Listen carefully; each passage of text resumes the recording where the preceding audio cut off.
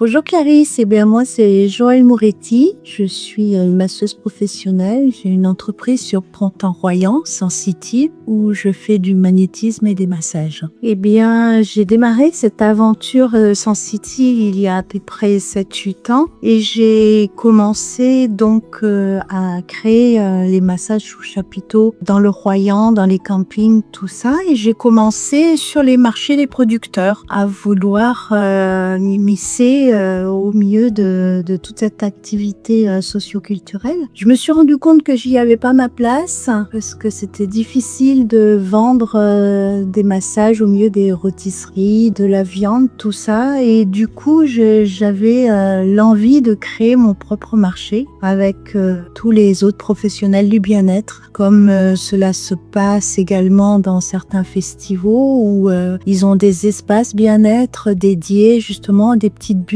en dehors de toute une activité. Et puis ça a vu le jour l'année dernière où je me suis lancée et ça a rencontré un bon succès. Ça a plu à tous mes partenaires, ça a plu aux clients et ça a plu aux praticiens qui étaient auprès de moi. Donc j'ai remis ça cette année. Comment choisissez-vous les pratiques et les intervenants présents sur les week-ends?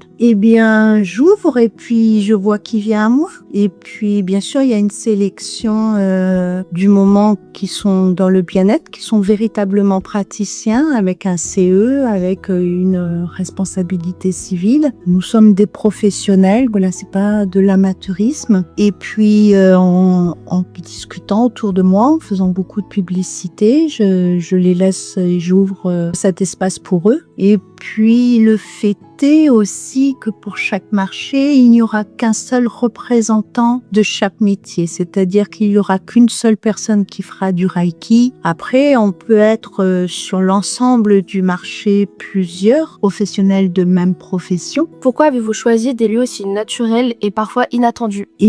Parce que c'est du bien-être et puis que le touriste y vient pour ça. Les locaux, c'est pareil, ils habitent cette région, c'est pour pouvoir profiter de ces lieux magiques que nous offre le Vercors. Est-ce que le public pourra simplement découvrir, tester quelques minutes, discuter avec les praticiens, même sans déjà connaître l'univers du bien-être? Alors oui, bien sûr, ils peuvent venir, on va les accueillir, discuter avec eux sans problème. Pour découvrir, ce sera des temps courts que nous proposons, donc ce seront des tarifs entre 20 et 30 euros la demi-heure. Ça leur permet d'avoir une expérimentation sur un domaine. Par contre, nous ne sommes pas comme dans les salons où nous offrons des prestations. Là, il s'agit quand même de notre gagne-pain et nous sommes à ce jour quand même bien reconnus par l'ensemble de la population. Nous avons moins besoin, on va dire, de le faire découvrir. Aujourd'hui, beaucoup de jeunes cherchent des moments pour déconnecter du téléphone ou du stress. Est-ce que ces marchés peuvent aussi parler à un public ado ou étudiant? Mais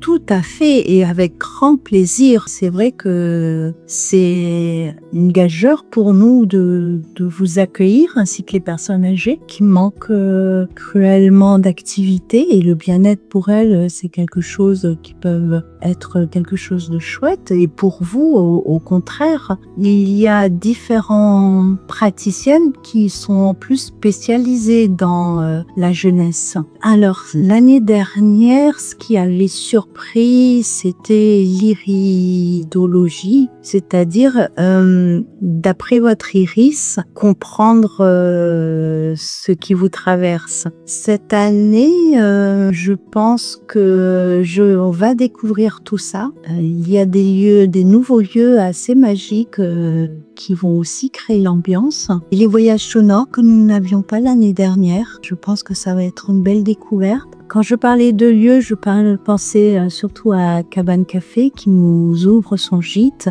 et sa magnifique terrasse avec vue plongeante sur les falaises du Vercors. Vous annoncez des séances à prix tout doux. L'idée, c'est de rendre ces pratiques accessibles à tous? C'est ça. C'est pour ça que je parle de terme du marché du bien-être, puisque pour moi, le bien-être devrait être quelque chose du quotidien et non un luxe, comme beaucoup le pensent, parce que les pratiques sont souvent excessives en termes de prix. Du coup, pour le rendre accessible, on a mis fait des temps plus court. En plus, en tant que visiteur, l'été, on n'a pas envie que ça dure longtemps. On a beaucoup de choses à faire quand on est en vacances, beaucoup plus que quand on travaille au final. Le marché va voyager dans plusieurs communes entre juin et août. Est-ce que chaque date aura une ambiance différente selon le lieu? Et oui, le cadre, il va beaucoup aider à une autre ambiance. Bon, même si nous privilégions la nature et des cadres vraiment magnifiques. Et puis tous les praticiens, donc nous sommes une vingtaine de praticiens, ne seront pas présents à chaque marché. Donc chaque marché aura, on va dire, son ambiance et son image. Qu'est-ce que les visiteurs vont trouver sur place en dehors des ateliers? Eh bien, en dehors des pratiques que nous faisons, nous essayons de mettre en place des conférences, nous essayons de mettre en place des ateliers collectifs et nous essayons aussi qu'il y ait toujours une buvette, une restauration le midi et un snack l'après-midi.